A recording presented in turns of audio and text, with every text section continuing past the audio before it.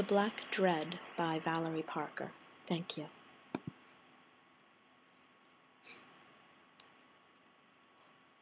The purplish cloud consumed everything. Rumpelstiltskin felt it and knew it, felt it change his very shell. But he could not say that he knew what it would bring. The world was sundered, cleaved in half, brought together again with 7 different puzzle boxes, and it was like the worlds just hoped for the best. A realm, a universe, and a little storybook away, dragons looked up from their nests as the skies went dark. Across the world bridge from them, a sorcerer and a witch watched from their tower as the purple smoke seeped up from their courtyard fountain and crept up the vines. 9 realms felt their worlds shake and sunder and come apart. The first thing he felt was heat on his back. Rumpelstiltskin whipped around, and it was him, again. He felt the cloud fade and the tingle back in his fingertips. He had enough good sense to push Belle aside, little harmless Belle, his broken little thing, the wrench in his plans and the knife against his throat. It was no coincidence that she had been brought to him then. Whether to stop him from sundering the worlds or to encourage him in his plan, he did not know. But now, with the curse all but shattered, the last threads and tendrils grasping for whatever they could, he was an old imp with a limp and a cane with an utterly powerless fairy wand hidden in the center. He pushed his little Belle. She fell aside and landed on her hands. He twisted and curled and was away. A large ball of flame curved close overhead, and something solid collided with the back of his head. "Bloody Jabberwock," someone said. Female, young. She smelled like magic. She was above him, holding him down. Rumpelstiltskin snarled and looked over to his little Belle, who was being covered with an older man, a sorcerer, maybe. "Alice!" the man hissed. "I know," the woman said. The woman called Alice. "Now look here," she said. "I don't know what the fuck you think you did, but you just sundered the bloody realms together." Alice grabbed at Rumpelstiltskin's chin and hauled him up. "Release me," Rumpelstiltskin hissed, "or I will fucking turn you into half a worm and make you phoenix feed." Alice grabbed his shoulders, whirled him around, and shoved him at the still smoldering crater of dragonfire. "As you wish, O Jabberlord."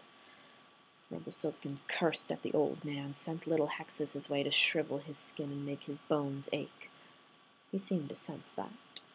The woman had uncontrollable, tangled blonde hair and was wearing the oddest assortment of armor, an arm picked up from the old knights and a skirt from the Agrabarian soldiers. The old man was wearing a cloak weaved from what looked like starlight. He gently helped his little Belle up to her feet. Rumpelstiltskin knew that she was still woozy from the curse breaking, and this no doubt made it look worse. It looked the same as ever, a forest in coastal Maine, but for a few large bronze statues littered and tumbled and thrown about. And 3 dragons circled overhead. It was they that held Alice's attentions. "Merlin," she warned, pulling what looked like an overly large Bandersnatch's tooth from her belt. "I see them," the old man said. "Excuse us, imp," Alice said, brushing by Rumpelstiltskin, bowing, then strutting confidently towards the roar and the fire. She turned back and threw a thumb over her armored shoulder. "But the Black Dread calls." And she was off. Rumpelstiltskin took Belle by the arm, who looked both in awe, fierce, and looked like she could faint at any moment while she grasped for her forehead. "You'll have to excuse her," the old man said to them merrily, tipping his high blue cap. "The young lady gets a bit antsy when dragons be about." He gestured around them. "Funny mess this is, aye?" He made a funny little bow and then hiked his robes up, revealing knobbly, scruffy knees, and ran after his companion with his little black wand outstretched. "Rumpelstiltskin," Belle said, quietly tucking herself into his arm, fully aware that others, different creatures, knights' armor with no people inside, dryads creeping from tree to tree, the wild men from what Rumpelstiltskin had once known as the North, kelpies and trolls, and tiny little gremlins marched silently through. They could hear them. "Rum, what exactly did you do?" The bronze statues, at the behest of a woman in black robes with frizzled dark hair waving a fairy's staff, creaked and groaned to life. They marched, stumbled, crawled.